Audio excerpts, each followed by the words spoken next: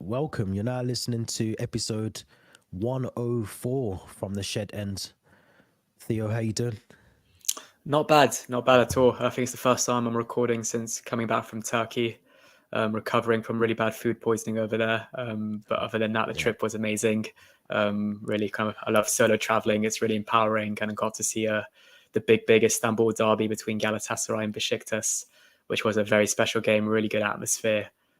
Managed to fly back to London just in time in the morning to make it to Stamford Bridge for Chelsea Brentford, which wasn't as entertaining, let's put it like that.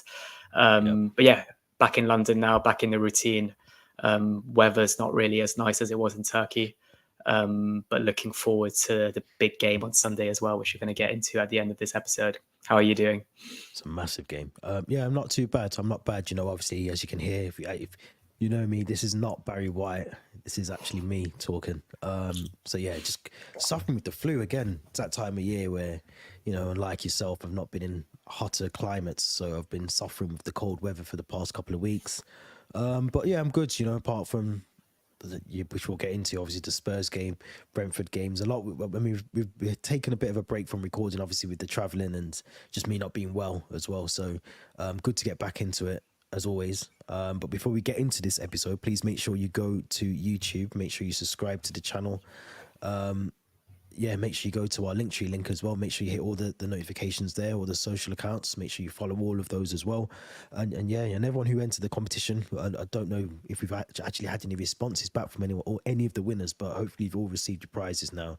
If you haven't, then again, DM us, let us know, reach out to us and let us know if you have or haven't got those as well. But so a bit more about Turkey, and let's get into Turkey a little bit.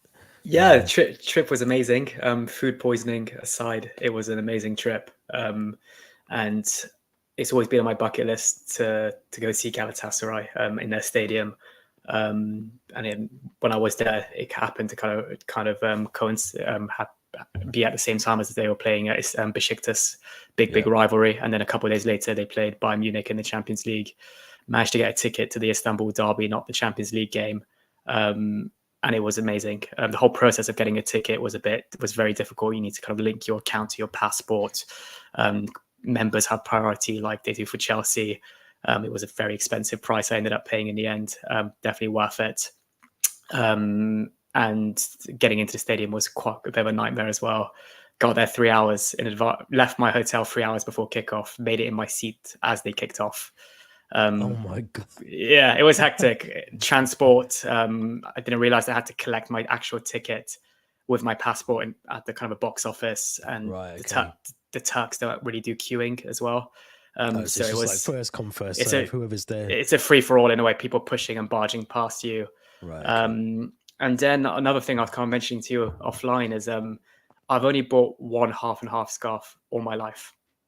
I'm not really for the idea of half and half scarves. For me, you support one team, and that's the team you support, which for me is Chelsea. But the one half and half scarf I bought was when I was maybe 16 or 17 at the time, and it was when Didier Drogba came back to Stamford Bridge in Galatasaray colours, March 2014, I believe it was, and played against Chelsea at Stamford Bridge.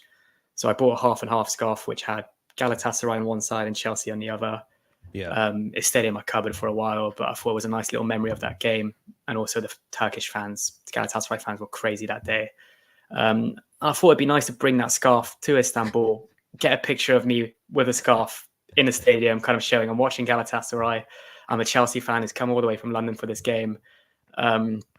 Except that they're not really keen on the idea of bringing other teams' colours into the stadium, let alone whether that's a Premier League team, a Turkish team, a French team. So I get into the kind of security checks. I get through.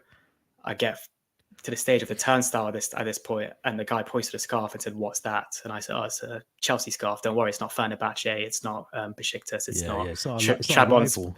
Exactly. And then he says, "No, like that." And he literally points to a bin. He points to a bin. And I said, no, this has got, it's got sentimental value. I'm not putting it in the bin. I'll leave it here with these bags. And then when I leave the stadium, I'm going to come pick it up. And he just nodded his head. I left at just before full time. And I look at my scarf and it's not there anymore. It must have been in a rubbish bag somewhere. He might And have I think taken it home. He could have he taken it might have stolen it. Yeah, as a souvenir. But honestly, as well, he could have just taken it as a souvenir for himself. I wouldn't be surprised. But then I think I read a bit into it after, and I think the color blue is banned from the stadium for some Right. reason. Okay. And Galatasaray fans maybe spit on the color blue, so that could also be why I wasn't allowed to bring the Chelsea scarf in. Probably done you a favor, to be fair. I mean, To be fair, maybe looking back, he did me a solid. But whether he kept the scarf, whether it's in a bin, I don't know. But either way, I've lost my one and only half and half scarf now. good. Yeah. I bet, but you might go back to Turkey, next year, and you might just see someone walking around with a half and half Chelsea Galatasaray. Yeah, scarf. 17th of March 2014 written on it somewhere, like on the if day you of the do, match. I mean, we know that it didn't go in the bin, which No. would be mental. But yeah, it's bizarre. I mean, I've had some stories like that, not with scarves, but with just items that not even me, but like people I've been with at games. Or I remember me and my wife, we went to the Etihad for a concert, so it was non-football related, but. And I don't know why women do this, but they always bring out like a bottle of perfume with them. I don't know why they do that. And yeah, the guy tried to take that off us on the Etihad as well. Luckily, it was at the wrong block. Like we walked around to the wrong side of the Etihad, so we had to walk all the way back round. And the other guy was just so. It's almost like he just didn't care what you brought into the stadium. He was just like, yeah, whatever, just walk through. He didn't even search us. Normally they pat you down as you go in. He just said, no, just come through. It's all right, don't worry. And it was a bit like, okay, so the other guy around there was basically going to collect all these perfumes and whatever and just probably Resell keep half them. of them. Yeah, because they were, I mean, the bottle that my wife had was really, it was like, a costly bottle of perfume. So, you wouldn't throw that in the bin because it's just, well, why would you do that? So, yeah, it's a bizarre one. And I'm assuming he never said anything, did it, beforehand, like to say you can't bring blue. No. So I think my Turkish friend just mentioned don't bring liquids, don't bring cameras, don't bring portable chargers, but she never mentioned blue or scarves. And another bizarre experience with Mexico, I wasn't allowed to bring in my belt going into the Azteca Stadium. They confiscated my belt. So I literally had to take my belt off, had my jeans almost down to my knees at the end of the game. But I think I don't look like a malicious fan or anything, but maybe they thought I could whip someone with a belt. So I don't know what it is, but it's crazy. Yeah. It's absolutely bonkers. Some of the things you've got to do just to go and watch a game of football. But speaking of a game of football, what we were treated to a brilliant one on Monday. I mean, if anyone who hasn't watched the game or didn't know, what a game, Spurs versus Chelsea. Brilliant result in the end for us. I mean, we made hard work of it, but it was a good performance in spells. I think even when there was 11v11. But I want to get your thoughts first, initially with the lineups and then obviously into the game, because I think there's a lot to unpick from it. But just in terms of the lineup, was you surprised by it? And then obviously what unfolded in the game, do you think it swung in our way, in our favour? It's always a bonkers fixture when Chelsea play Spurs, and it really disappoints. You thinking back at it, I think when Spurs beat us 5-3, the Battle of the Bridge in 2016, the 2-2 draw. There's always been some good fixtures, even the semi-final at Wembley when we beat them 4-2 with the Matic rocket. It's a brilliant fixture of football, and I know that neutrals absolutely love watching Spurs against Chelsea. Starting with the lineup, I was quite surprised that Colwell started at left back, especially when you've got both Cucurella and Maatsen on the bench. I know that Chilwell isn't quite fit yet, but it's a big kick in the teeth for both those left backs who have a centre-back starting ahead of them. Other surprises, maybe Jackson starting, if I'm completely honest. I know he got his hat-trick in the end, but when I did see the starting 11, I thought given his performance against Brentford, which was absolutely dire and dull, I thought maybe it was a chance to play over that hybrid number 9, which Cole Palmer, Sterling did so well against Arsenal in the fixture a couple of weeks ago. So I would have maybe started with potentially Palmer as a false 9 with Sterling on one side and Madueke or Mudryk on the other. With the usual 3 midfielders. But I think those were the only real big surprises in the starting 11. I think the rest of it did make sense. Obviously, Reece James back in the lineup, fit, captain, right back. I think that made sense, especially that he got his minutes against Blackburn and against Brentford, I feel. So yeah, lineup, no big surprises except for maybe the left back and striker position. The game in itself, I was absolutely petrified for this game. I think I even messaged you before kickoff saying I'm always tempted to switch the TV off because I'm given our form, given Spurs form, and Ange Postecoglou hadn't lost a home game with all the teams he's managed since November 2020. So I felt like everything was pointing in a direction of a Spurs win. And then the first 10 minutes kind of echoed that. They got their their goal through I want to say a fortunate goal, but I feel like Colwell's got to close him down. He's got to close Kuleveski down, and he just almost turns it back at him. So it deflects off his bum and goes past Sanchez. And then you're thinking, oh shit, here we go again. Son then scores, disallowed. Then I believe we score through Sterling, disallowed for the handball. Then they look back at the Romero kick, which I thought was a straight red. You can't lash out like that. Even if it's a bit of contact, it's still contact and it's malicious, and he knows what he's doing as well. How VAR doesn't intervene and give a red, I don't know. Then I think we score through Caicedo, overruled because Jackson, I believe, is in an offside position and blocking Vicario's vision. But then in the build-up to that disallowed goal, it's Romero who does some horrendous challenge on Enzo Fernandez and is rightfully so given a red card. And then we get awarded a penalty. Palmer converts. Cold Palmer, I'm going to call him, because it was a decent penalty. I did think from the angle they showed at first that Vicario saved it, but it's kind of, I think he might have got a finger to it, which went against the post. And it went in. I'm going to give a shout out to Vicario though, because he was absolutely brilliant on the day. And I feel like if it wasn't for him, it could have been maybe 5 or 6 for Chelsea before the added time. And then how the game unfolded after that, it was the doggy challenge for me. For me, I want to talk about that for a minute, because he doesn't make contact with Sterling, but both his feet are off the ground. And if Sterling doesn't pull out, that's a studs up challenge with both feet on his ankle or his shin. And that's a leg breaker. And that's possibly even a career breaker. So I know there's no contact, but the actual movement and the action of it and the intent of it is horrendous. And for me, that's the red card. It should have been a red card. I know that both players that were initially given yellows were then kind of sent off afterward later on in the game. And it almost felt like karma or destiny. And it's quite ironic that he is called Destiny, a doggy. But yeah, how VAR didn't kind of send him off, I don't know. And then second half, Spurs play this ridiculous high line, which didn't really seem to work in their favours, because the amount of times we kind of managed to get past that high line, a lot of times in offside positions through Jackson or Gallagher or other players, but we got past it quite easily. And that's how we scored the last 3 goals of the game through Nicholas Jackson, the hat-trick. It was an easy pass through that high line, which then kind of meant that we had 2 players or 1 player through on goal, simple pass to lay it onto Jackson, and 2-1, and then another one, 3-1, and then finally Jackson, kind of selfish, didn't want to pass it to Mudryk. I went for the glory and the hat-trick and made it 4-1. Brilliant game in the end. It was a bit nerve-wracking, given that also the Dyer slight offside for his goal. They look really dangerous on set pieces towards the end. But yeah, really entertaining game.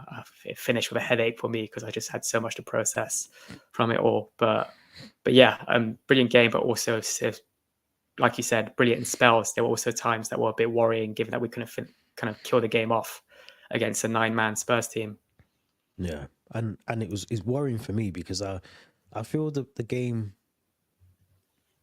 I mean, when you play Spurs, it's always going to be difficult anyway. And with 11v11, I think Spurs started the game really well. I thought the Kulusevski goal was avoidable. Like you said, I think Colwell has to close him down. He turns his back towards Kulusevski at one point when the shot's being taken as well.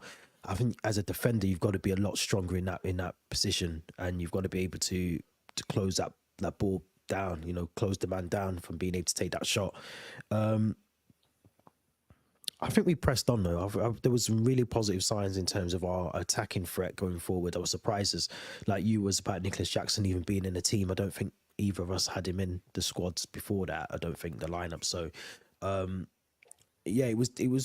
I mean, look, he got a hat trick, but I think it was the most shameless hat trick he's probably ever going to score, because he just, I still look at him as a player, and I'm not just trying to single him out, but he's still, before that hat trick, I was actually saying he's rubbish. He's not doing what he needs to do as a striker. There's no conviction in the box from him. There's no, people say there is, but I don't see the real movement from an attacking threat from him in the box.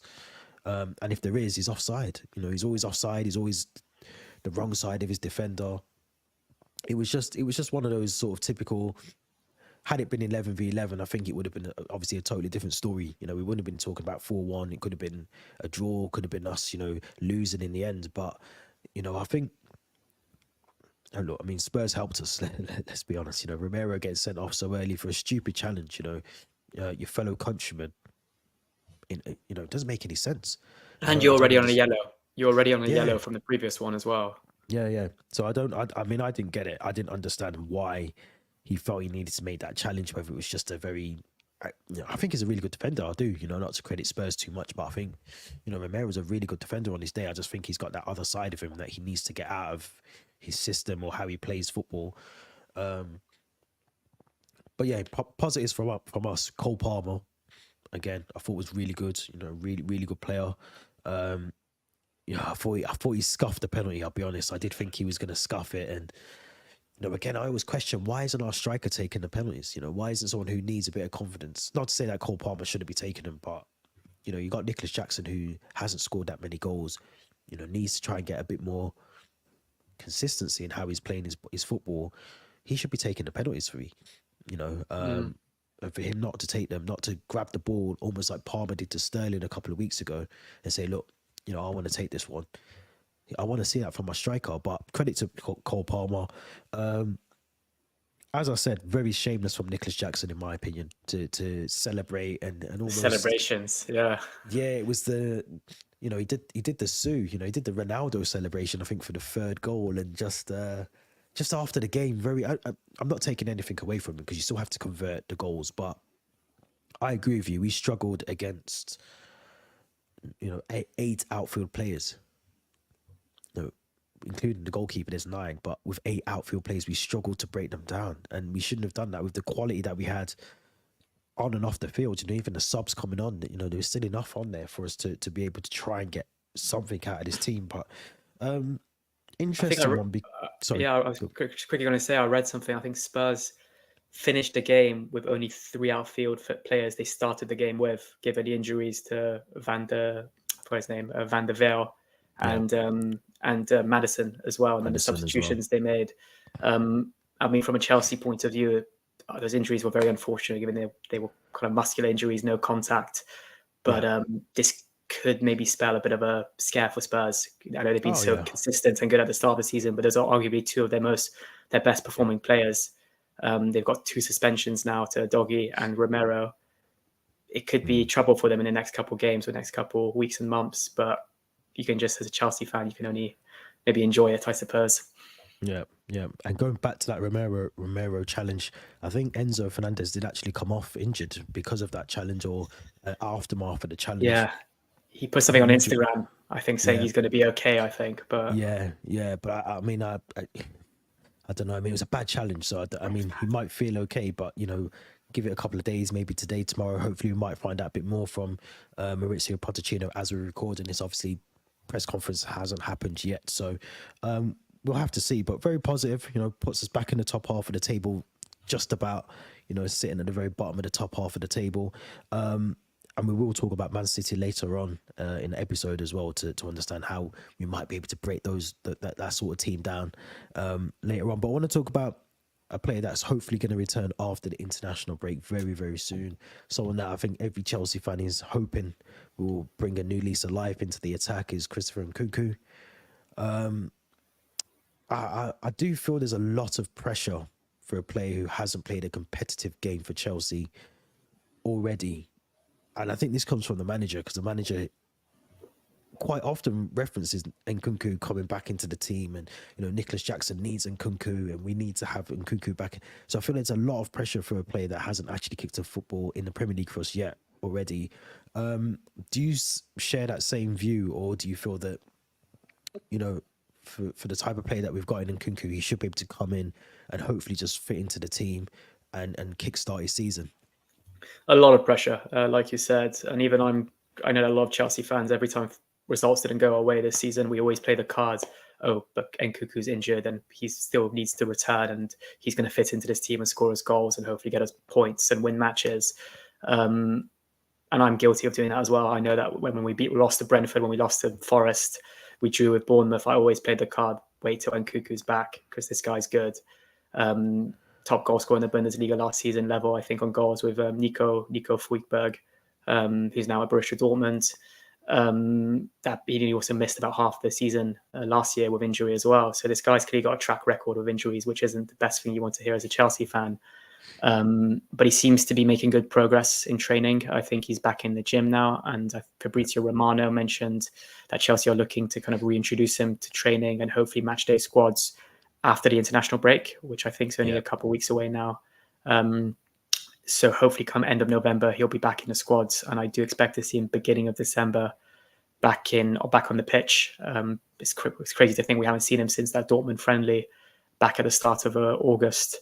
But I think there's huge pressure. There is huge pressure. I think he was our marquee signing from the summer that we thought would come to Chelsea, hit the ground running, and hopefully get us those 20 goals a season that we needed to really kick off the Pochettino era. And we haven't really seen it yet, given the unfortunate injury. I think it is going to take him time, and I think we have to be sensible of the way we reintroduce him into the team. We can't rush things, given his injury record, given what the situation that's happened of Chilwell and James in the past as well. So we need to definitely manage his minutes. And I know we've got a very busy December fixture list and schedule coming up. So we can't expect to see him play maybe 2 games a week. It might have to be 1 game a week and maybe 60 minutes of that one game. But I do have high expectations for him. I do really think he's an exciting player. He's still very young. He's still very raw. But from what I've seen from him at RB Leipzig, he's been really exciting. I saw him come off the bench at the Stade de France when I went to the France-Greece friendly back in June. And he looks like a good player as well. And I'm still unsure where he'll fit in this Chelsea system. Who will he replace in the team? Will it be Cole Palmer? Will it be Sterling? Will it be Gallagher potentially? It's still kind of question marks on his position and where he'll slot in. But all I'm hoping is that his first goal celebration, he'll pull out that blue balloon this time. And I think it's early fixture at Old Trafford. So it'll be exciting to see the blue balloon come out at Old Trafford, perhaps.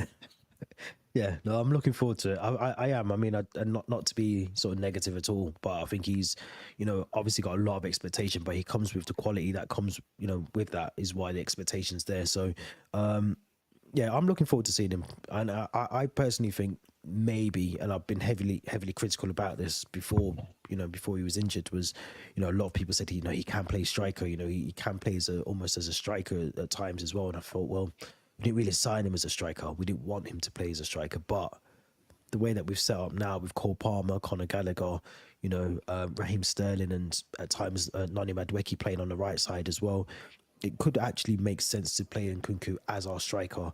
Should we not be able to sign Victor Osimhen? Should we not be able to sign Ivan Toney, which I doubt we will now.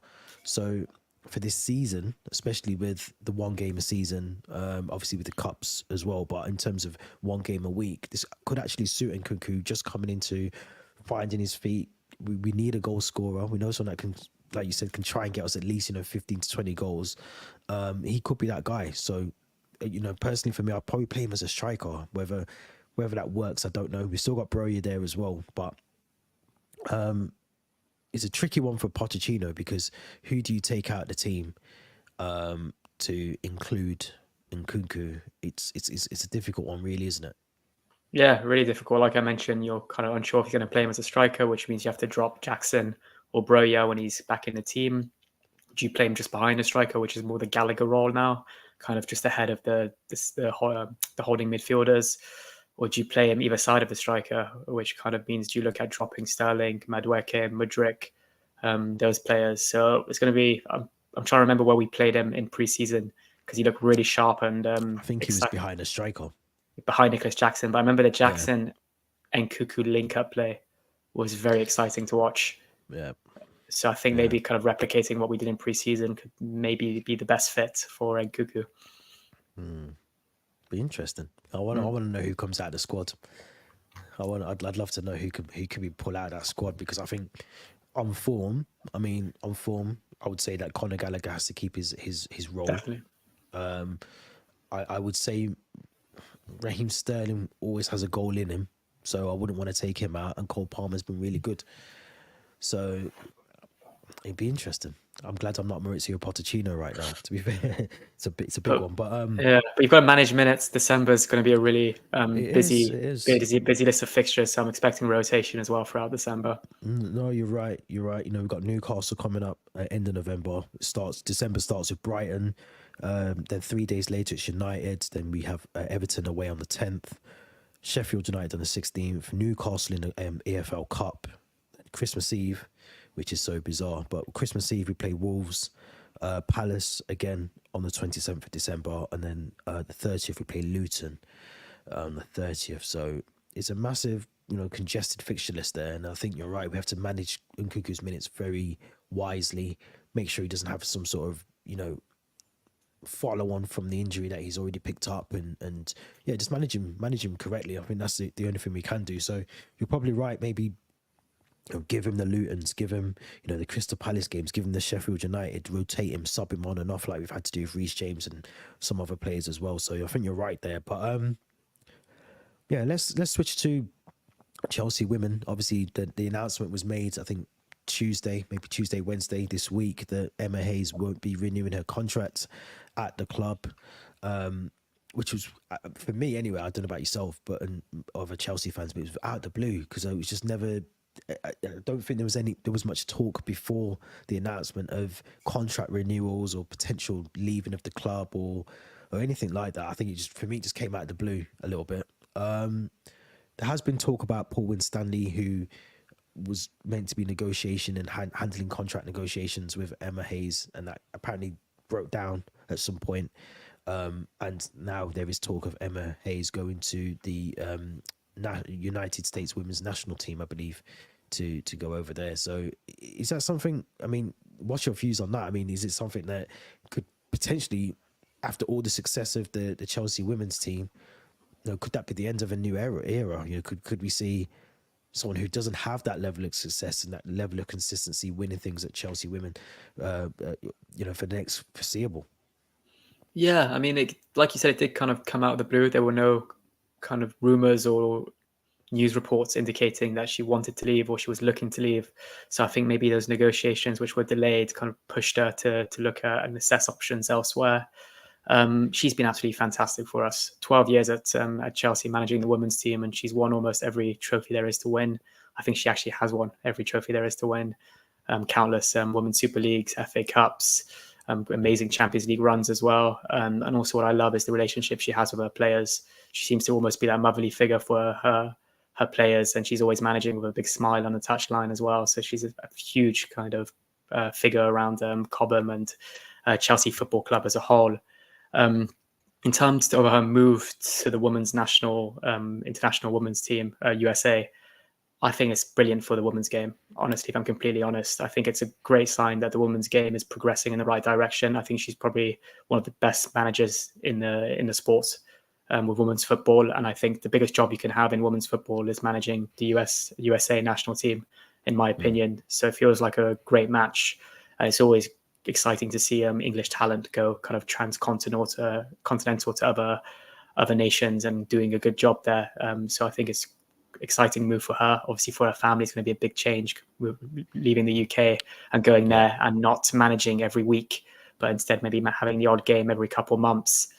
So maybe it's a nice break for her as well. Perhaps she won't be as busy. She won't have the stress or intensity as she has in the Chelsea job currently. And if I'm completely honest, I feel like she's earned it as well. Like I said, 12 years at Chelsea, she's won countless trophies. So maybe in her career, she might want a new challenge. I'm sure she's very ambitious. She might want to manage a team throughout a World Cup campaign as well. So yeah, I'm really excited for her. But also, it feels like you said, maybe perhaps a new era, given how successful we've been with the women's team. Who's going to come in and replace her? Will that person be as successful? It's going to be interesting to see how things plan out.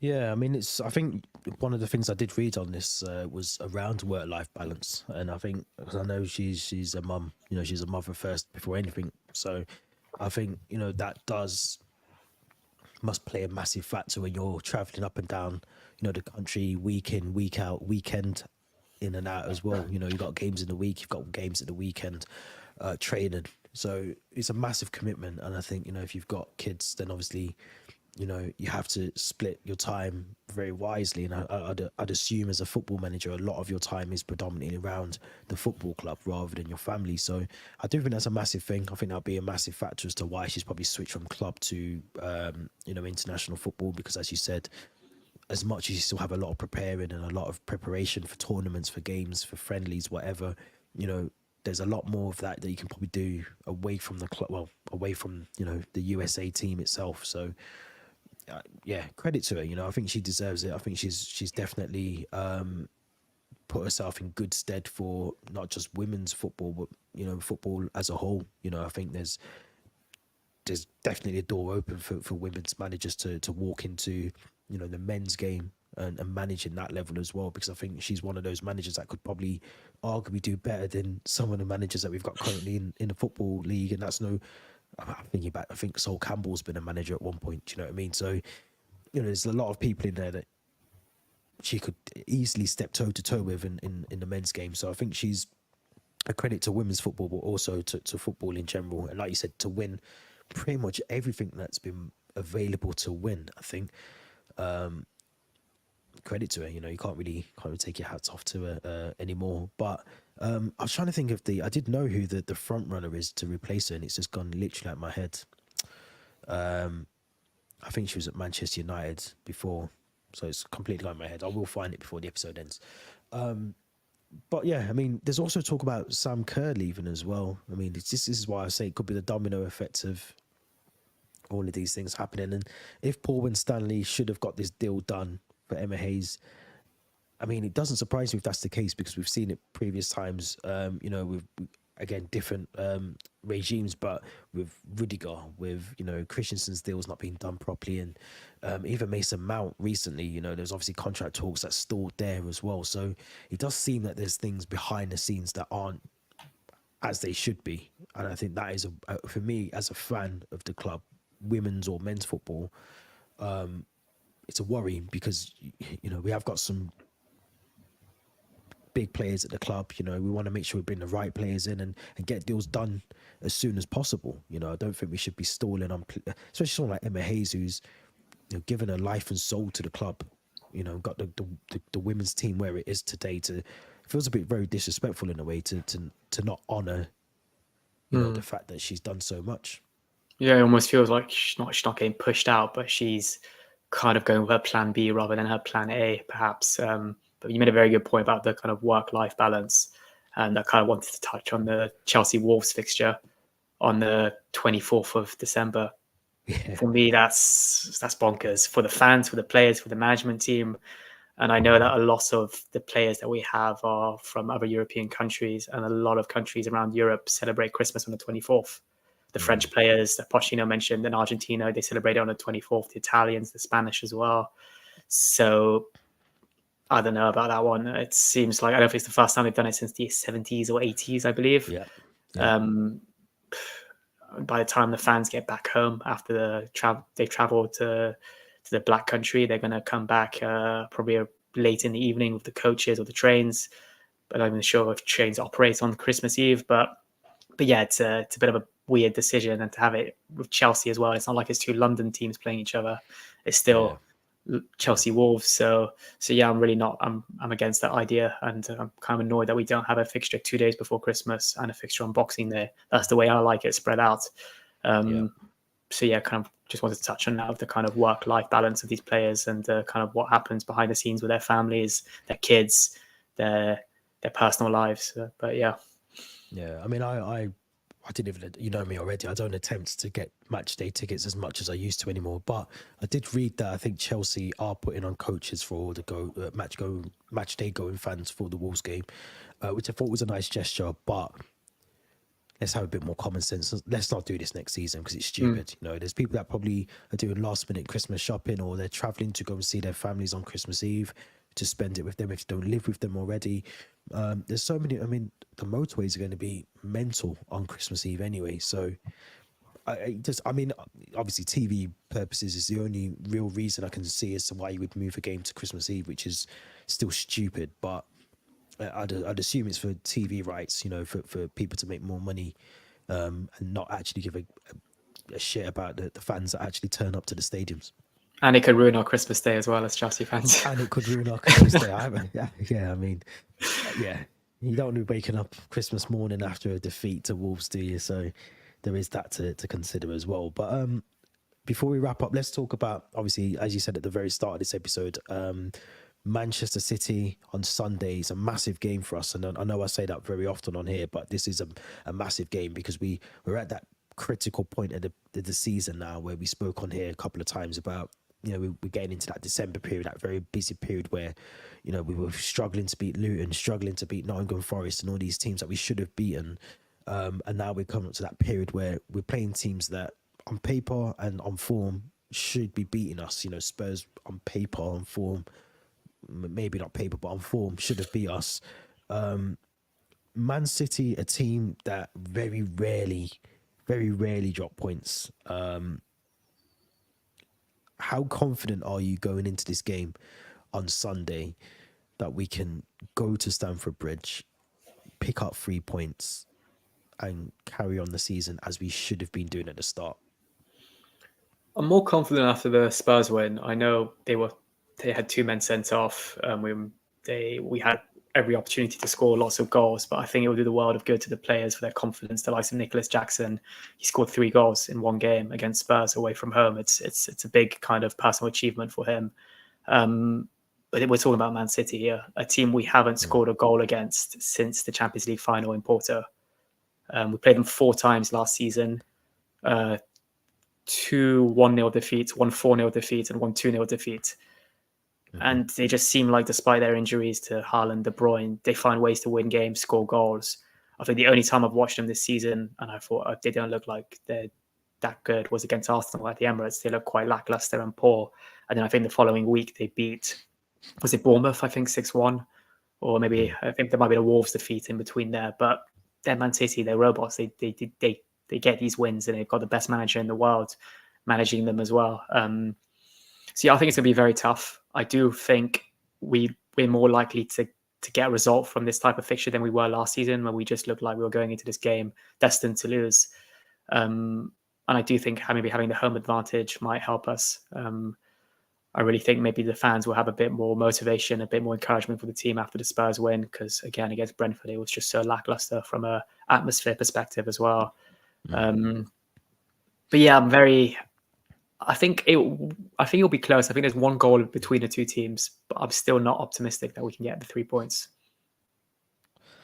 I'm not, I'll be honest. I think if this was, I think the Spurs game was like an infringement of an imagination. It was it looked really good. If you look back in a couple of years and we see that we beat Spurs 4-1, it sounds brilliant, but the performance itself didn't thrill me. When it was 11v11, when it was 10v11, when it was 9v11, I was never I think you said it before, you know, I was never really comfortable that we were still going to beat Spurs. Even you cracked open a beer at 2-1, didn't you? I did. But that was a beer of nerves, because I was like, this could actually still go 2-2, because Spurs was still on the attack, you know. And that's not to say that, you know, City will be a totally different game. And I think we have to be very switched on. I'll be very... I mean, obviously, we'll know in a couple of hours, you know, obviously when we hear about the press conference, who's available, who's not. But the defence for me on Sunday is going to be so crucial. I'm still not a big fan of Colwell starting at left back, especially when you've got Ian Matson, when you've got Mark Cucurella on the bench, you know, and we had to bring him on. We didn't really speak about that, but we had to bring him on against Spurs because of Colwell's sort of outbursts during the first half. To bring on Cucurella, we'll just start with him because he's a left back, and you know that he can play left back, and you know that he's improving.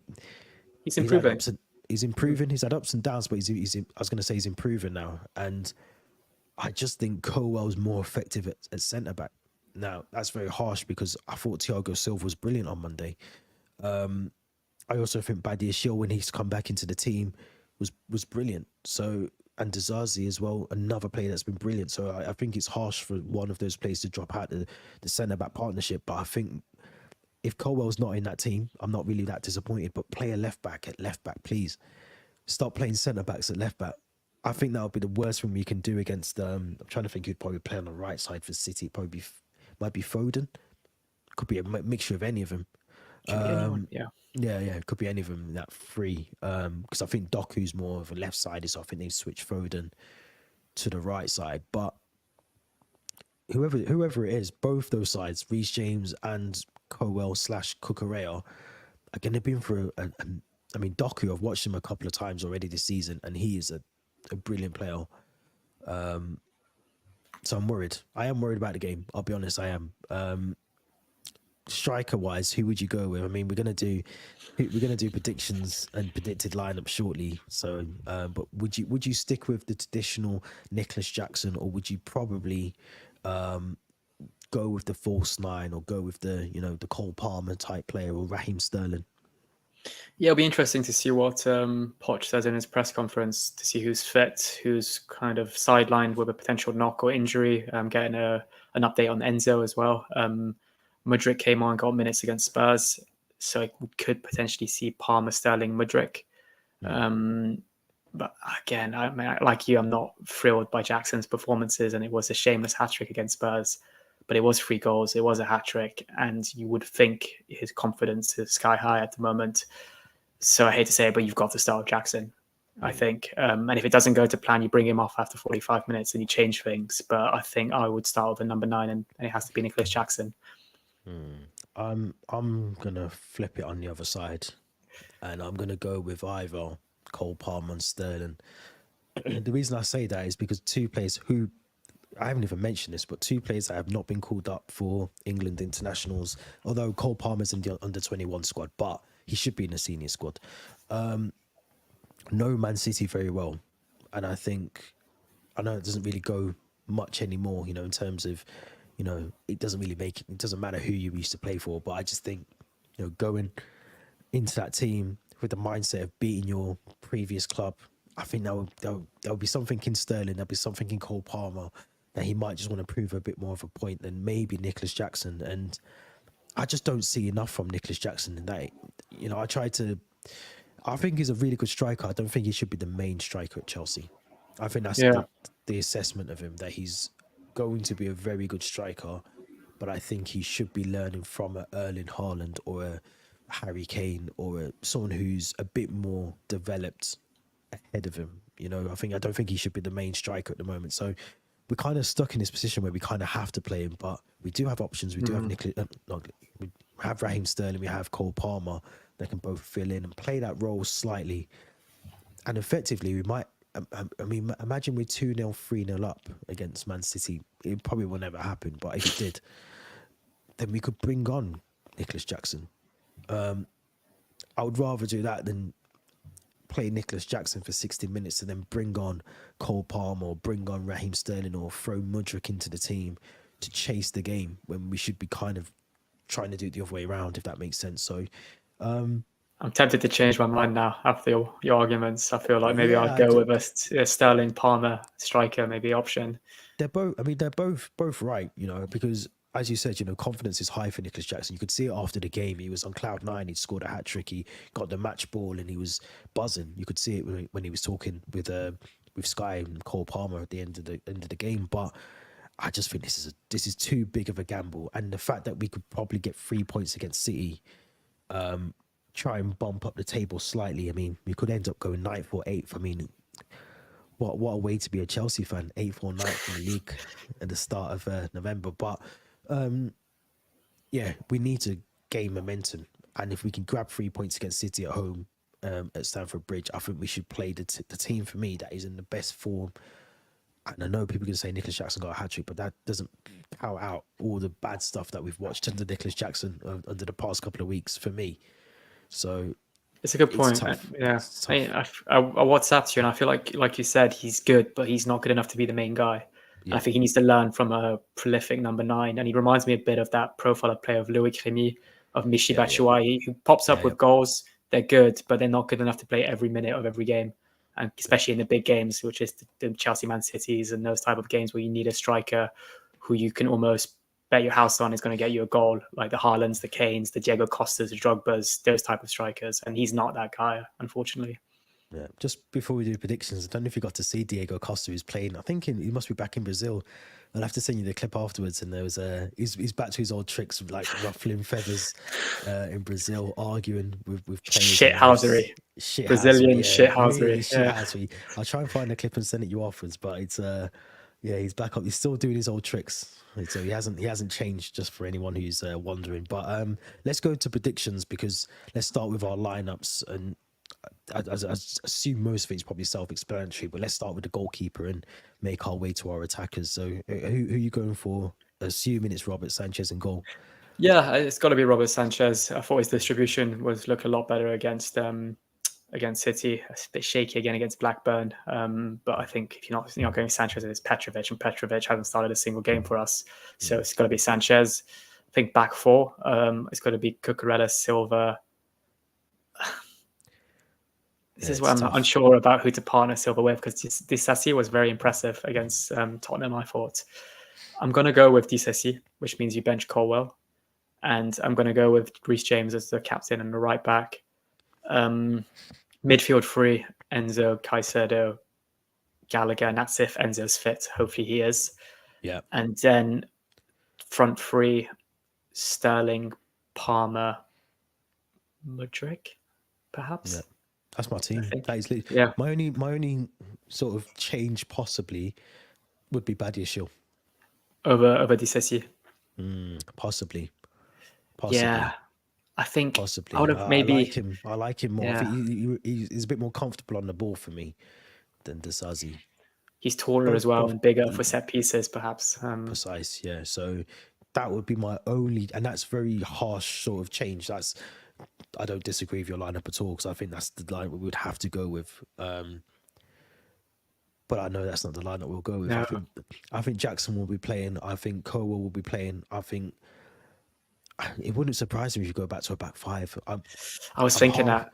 I really think Pochettino's on the. He's literally thinking, I need to start going back to this back five formation. I do. Yeah, there's an option to go with a back five now. We've got a lot of fit centre backs. We've got our wing backs fit as well. But yeah, I know 5-10 minutes ago I said I want to start with Jackson, but you've persuaded me now to go with a Palmer Sterling option. So I think I'm going to stick with the lineup I said, but I would be more than happy if I saw Badiashile or even maybe Colwell to partner Silva as the centre backs. Yeah, it's a good option to have. You know, I mean, we were struggling with centre backs a couple of seasons ago. Now we've got too many that we're picking and fighting over who needs to start with Silva. But yeah, I mean, it's going to be a tough game. I mean, I'm just looking at the possible lineup for Man City. You know, Edison, Kyle Walker, Ruben Diaz, Gvardiol, Kovacic, Rodri. Obviously, Kovacic coming back to Stamford Bridge as well. Good reception, you think? Yeah, I think he will. I don't think he'll get a bad one. I think he'll get a good one, but the Jorginho's mountain habits, I think they've kind of burnt all bridges now at Chelsea. That'll be spicy. For all the wrong reasons. But yeah, so we've got Doku, Bernardo Silva, Julian Alvarez, Phil Foden, and Erling Haaland up front. So when you think of it, like, this is what I said before, our defense and our midfield, but our defense has to be spot on. It has to be, because you look at Bernardo Silva, you look at Alvarez behind Erling Haaland, and then you've got Foden and Doku on the wings. I mean, I don't know if I'm going to sleep on a Saturday night. I really don't.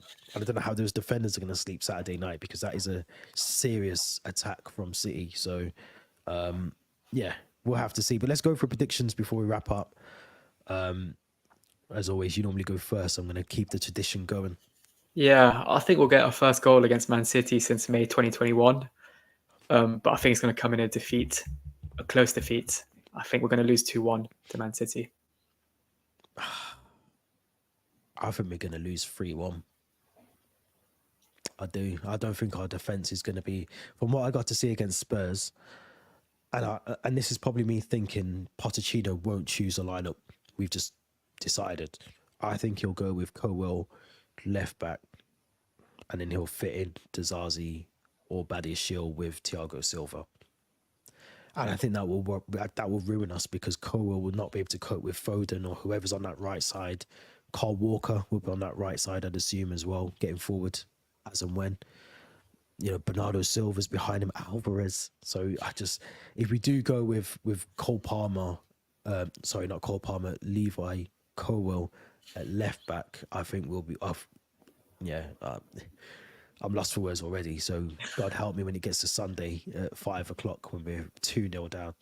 Just as long as Haaland doesn't do the Drogba celebration in front of the Chelsea fans. Yeah, I did see the post. Was it from the Ballon d'Or? Was it? I think where Yeah, he I told him think to do it. Gary Lineker was kind of like brainstorming ideas of Haaland for his next goal celebration, and Drogba happened to be on stage. And Drogba said, "Why don't you go for my kind of trademark little He hands to did the it as well. sides?" No, he And did he do did it. it against He the did. young boys. He did it, yeah. So Yeah, you I'd can't do that rather, at Stamford Bridge. You yeah, can't do and you it. can't. It's almost just, yeah, massive shithousery. Yeah, exactly. So, but yeah, no, I mean, look, it's a game that we've got every chance of winning. I think if we put out the right team and we played to the ability that we can. But I just think looking at that squad, if City go for that, I'm sticking with my 3-1. I can't see anything past that. It's an uphill struggle if you go 1-0 down against City, and that's the problem. If they score one goal, you need to score three, and that's for me the problem. Yeah, that's going to be a tough Sunday 4:30. It's a big one, but I'm nervously excited. But I think more nervous than excited, given all the list of players you just listed from City's squad. I didn't even do the bench. I haven't got to the bench. Grealish, Stones, God knows who. Yeah, exactly. So, but listeners, viewers, if you're watching after the live stream, make sure you let us know your comments, your thoughts, your predictions in the comments below, and make sure you go to the audio version of the podcast and listen to the audio version before Sunday as well. Maybe on the way to the match if you're on the tube or you're driving down from somewhere or driving up from somewhere on the motorway. And yeah, Theo, as always, thank you very much. It's always a pleasure, and we'll be back next week with another episode.